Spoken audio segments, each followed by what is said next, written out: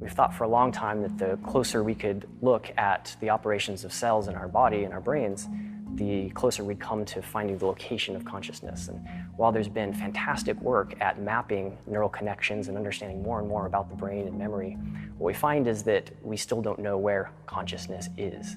Now, a non-localized picture is the picture of consciousness on which we're converging now, which is to say that consciousness does not seem to be strictly produced by the brain. It involves the brain, but there's something much deeper going on here. Consciousness may not be localized to our bodies, but may be a fundamental feature of the physical world in which we live.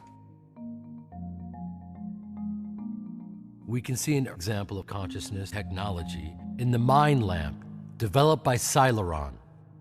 This prototype integrates a random number generator into a color-changing light. Think of a color, and the lamp turns that color.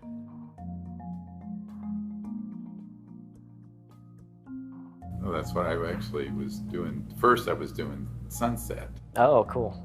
Consciousness, this faculty of being sentient, awake, is not limited to our brain waves or our bodies, but in fact transcends the limits of space-time. It's an unbounded field of awareness.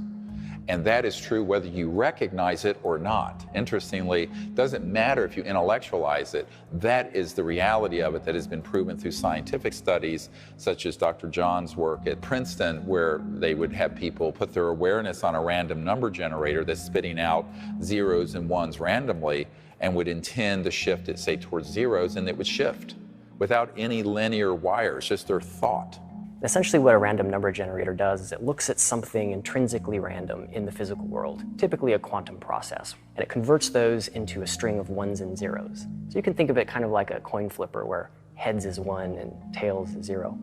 Now if you collect a large enough sample size, you find a 50-50 distribution of these ones and zeros, meaning physical reality is behaving the way it should. Well, if you get somebody in front of the machine and you ask them to use their intention to mean shift the thing to more ones or more zeros, what you find is that there's, not all the time, but often a significant mean shift in the direction of their intention. Now that's a very simple experiment, but the implications are absolutely profound. Consciousness does not seem to be just an illusion or just a localized phenomena, but that it does have some sort of capabilities to affect the probabilities at the deepest layer of reality, down in the basement layer of the quantum world somehow. The best way to understand non-locality is to understand that in both physics and in consciousness, there is a connection that exists amongst all things, from photons to people to awareness, that isn't limited by space and time per se, that are woven within each other. Dr. Emoto, the Japanese scientist, began to experiment with water and people putting their intent on the water. And he did photography that would show these different crystalline structures. If it was a very negative emotion, the crystals would be all dissonant. But when it was highly ordered conscious or love, the structures were these beautiful ordered structures that he would photograph. And this was repeated by other scientists.